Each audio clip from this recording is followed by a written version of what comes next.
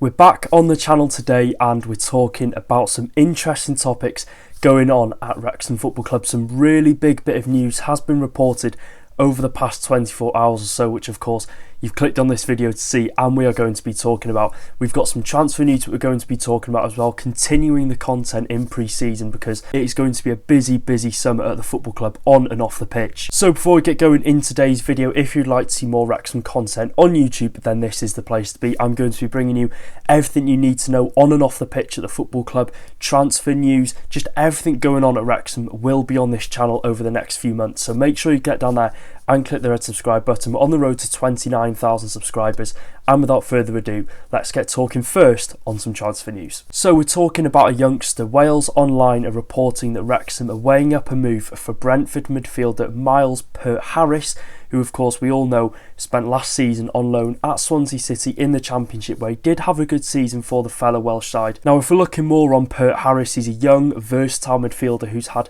a really good taste of EFL experience, previously having loan spells at Forest Green in League One, Portsmouth in League One, and most recently Swansea City in the Championship, where he registered 7 goals and assists in 18 starts. And you know, looking at social media and looking what Swansea fans think, of course, due to the expiry of his loan spell at the end of the season, they really seem to be quite fond of him and wanted him to come back for this season in the Championship. As it seems, Brentford are going to be open to offers for Miles Peart-Harris, and whether he'll leave on a permanent or on a loan move, it's still undecided yet. But seeing that Swansea fans are quite fond of him, I think, you know, is a good sign that he's had a good season at them already in the Championship. At least we'd be signing a midfielder that, you know, has not proven himself but has had a really solid season at such a young age. And you've got to remember, he sustained that injury at the start of March, which meant he missed the whole of the season from March up until April. So I think if he would have been fully fit until the end of the season, double digits for goals and assists definitely would have happened. So it was a shame that it did end in an injury, but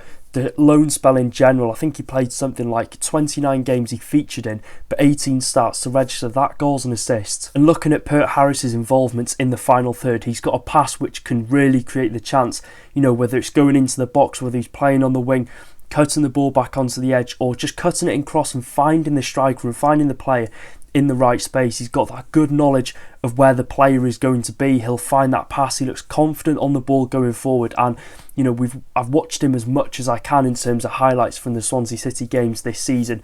It looks like he's been playing the game for years. He looks so comfortable on the ball, so confident, like I said, bringing the ball forward, his passing ability. So I think this could be a really good signing, because Parky said he wants players to be brought in that have pace and power going forward. Peart-Harris, he looks like he's got a bit of pace about him going forward. He's got that chance creation, you know, goal rate, especially going forward last season in the Championship with 7 goals and assists at just 22 years old. He's got that experience in the EFL, and his ball carrying ability seems really good. One of his goals, especially last season, he ran from his own half with the ball, you know, just using his upper body strength to, you know, hold off the defender. So he looks like he's got a lot of good attributes about him. And if you're looking at this season, he's still under contract at Brentford for another season. So in my opinion, if I was Parky, I'd be looking at this thinking, can we get Peart-Harris in on loan until the end of the season? And then if Brentford don't offer him a contract at the end of the season, we might have priority and we might have first dibs, you could say, if Peart-Harris is to leave on a free, like we did with Arthur Okonkwo. So it could make sense in that way. Whether they'll want to sell him for a transfer fee, you know, because he's obviously got 1 year left, they'd obviously want to sell him on instead of losing him on a free. So I don't know what the transfer fee would be for Peart-Harris, whether they'd be looking at possibly £1.5–2 million, we really don't know. But if I was Parky, and I think every Wrexham fan could agree, Peart-Harris would be joining us on loan. And talking on the next bit of transfer news, Wolves midfielder Tommy Doyle is the latest name to be rumoured after being left disappointed by his game time in the Premier League this season, obviously at the Black Country side, and a £3 million price tag has been put on him, with Sunderland and Sheffield United also showing interest in the young midfielder. So before we even get talking, there's plenty of strong competition for Tommy Doyle, which can only mean one thing. He's a player of quality and a player that is obviously of hot demand at the minute, and Doyle is actually a midfielder. He's 23 years old, who has proven himself in the Championship before, previously having loan spells at Cardiff City, where I think he played around 20 games, didn't really kick on massively, but the following season he was loaned out to Sheffield United, where he played in the midfield that helped them get promoted to the Premier League. He was just 21 at the time, registered 10 goals and assists. He played against us in the first game in the FA Cup, Wrexham Sheffield United. He got 2 assists at the Racecourse Ground, so that season at Sheffield United I think really sort of propelled his career, because he was on the books at Manchester City, didn't really get a chance. He went to Hamburg, didn't really prove himself, but that season at Sheffield United really, proved why he could be one of the best midfielders in the Championship, and is definitely worthy of that step up to the Premier League. But I think if you're looking at his time in the Premier League, he's featured quite a lot for Wolves over the past 2 seasons. I think I'm right in saying he might have made close to 40-50 appearances, so he's played a lot, but under new manager Vitor Pereira,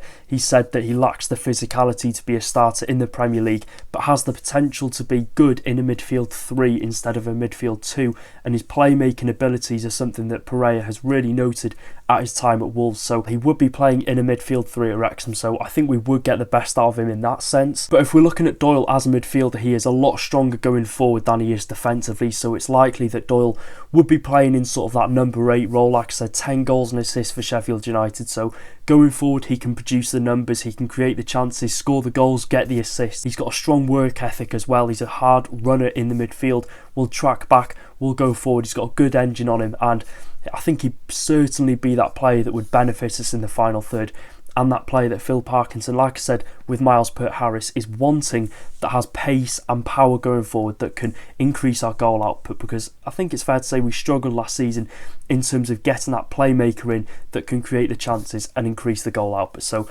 is Tommy Doyle that midfielder to solve those Parky problems? We really don't know, but if we're looking at his stats, and if you're looking at a £3 million price tag being put on him, it is a steal signing. At 23 years old, a Championship winner, of course getting promoted with Sheffield United. He's had some really good seasons in his career, Premier League experience under his belt. I would be all over this if I was Phil Parkinson. It's just a question as to whether you can outcompete the likes of newly promoted Sunderland, Sheffield United. It's going to be hard for Wrexham to compete with those, but if the financial package is there for Tommy Doyle, and if we really want him, then I think we could go all out and make him, one of our most expensive signings, and he would be our most expensive signing in the club's history. And at 23 years old, he's proven himself in the leagues before. I think it would be well worth it, and it would be a huge bargain. So talking now on what you clicked on this video to see, with us getting promoted to the Championship just a month ago, and with us preparing for life in the second tier for almost 40 years, it's become apparent that the financial side of things for Wrexham this season is crucial for us going into the Championship. It is a whole different ball game from League One to the Championship in terms of recruitment, stadium developments with the Cop stand and other stands in the future, and more going on behind the scenes, more staff being employed, better players coming in. Like I said, it's been reported that Rob and Ryan could sell a stake in the club for the upcoming season. So some massive news coming from Bloomberg yesterday, obviously reporting that Rob and Ryan could sell a stake in Wrexham worth up to £350 million, $475 million. It's not been confirmed who would buy the stake in the club, but the club is working on finding the demand from potential investors, which I'm sure there'll be plenty of. It's just a question, can they find someone who's going to pay £350 million to invest in this football club, and for their money and their stake in the club to take Wrexham to that Premier League club, which we are dreaming of becoming, and a stake that would be massive in the club's continued upwards trajectory. So if we're looking now, Rob and Ryan obviously introduced the Allen family as new investors a couple of months ago after they purchased a 15% stake in the football club, which could be worth quite a lot. I think we're gathering that it could be worth quite a lot in terms of, you've seen the revenue generated by the club, we've seen the Cop stand coming up, stuff even just outside of Wrexham happening. It's a big thing to introduce the Allen family onto the board of Wrexham, but they still obviously feel further investors are needed to help us compete in the Championship and beyond, which, if I'm being brutally honest, we of course have seen Wrexham in the National League. We've tend to buy League 2, League 1 players, and then in League 2 buy League 1 and Championship players, but now we're in the Championship. I do think, like I said, it's apparent that it's a completely different ball game in terms of recruitment. We're reported to have a £30 million budget going into this Championship season, which again is really big for an upcoming team that has not been in this league for 30-40 years.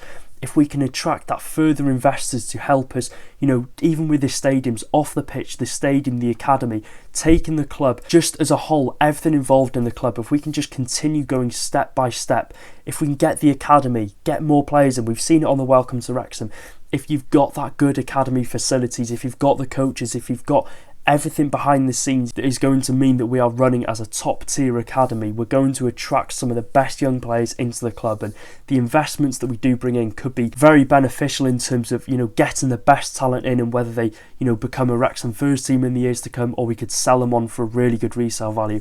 It's just small things like that this investment would massively help with. And if we're looking at, you know, further financial stats going into the Championship campaign, it's reported that sales are expected to be around £50 million due to the increased revenue from broadcasting from Sky Sports, new and increased sponsorship deals, and obviously on the whole the financial package for being a Championship team and promotion from League One. So around £50 million, it's a lot of money, but if you're looking at a £350 million asking price from Rob and Ryan, it would mean Wrexham are by far the most valuable club in the Championship. We saw Sheffield United bring in a US consortium of £111 million. £350 million would completely blow that away. And don't get me wrong, it's a big asking price from Rob and Ryan, and rightly people are saying it might be hard to convince someone to pay that outright, but it's Wrexham. You can never rule out anything. We've learned that over the past couple of seasons. Never say never, and never rule anything out with this football club. Even if we could just get 50% of that price, we'd be looking at around 175 million, 180 million. It would still be such a big step in the right direction as we prepare for life in the Championship this year. And if we're looking at this in terms of potential investors possibly being, you know, interested in buying into Wrexham Football Club, this is a one-of-a-kind for world football, I'm going to say. We've never seen something like this before. Wrexham, you've got to remember, we were nearly liquidated on 2 different times. In the early 2000s, 2004, 2005, Alex Hamilton, Gutterman. And then you look at 2011, the club having to raise £100,000 in 24 hours just to remain a National League club, just to start the National League season. We've been run horrifically for years by lying scumbags behind the scenes, trying to sell a racecourse ground on to build a B&Q, to now being in the Championship at a football club worth £100 million, back-to-back promotions. Everyone should be looking at this on the outside, and everyone should be thinking they want to be a part of this journey. Investors will look at this, a massive fairy tale story which is known all across the world. The club is massive in the USA, in Canada, in Australia. You know, it's a worldwide club now. You've got the presence of Welcome to Wrexham being a huge success on Disney Plus, on Hulu. You've got the success as well on the pitch, you know, like I said, back-to-back promotions. Investors will want to come in and be known as the people that were part of this magical journey, and a club that will be remembered in time and time to come because of the incredible rise, and because you've got 2 Hollywood actors buying the football club when it was at its lowest point, 20th in the National League, just 5 calendar years ago, to now being in the Championship and looking at a stake and investment of £350 million. It is genuinely what dreams are made of, and it's something that I still cannot comprehend. So yeah, let me know your thoughts in the comment section down below. Of course, I'd love Rob and Ryan to still be, you know, the main front of Wrexham Football Club, the Mount Rushmore, you could say. You want them still being the face of the football club, so as long as they, you know, still remain the face of the club in years to come, then I'll be happy with that. Investment will be massive for this football club. So like I said, let me know your thoughts in the comment section down below. Make sure to subscribe, like, do all that good stuff, and I'll see you in another video. Take care, guys. Up the filthy rich and up the Championship Reds.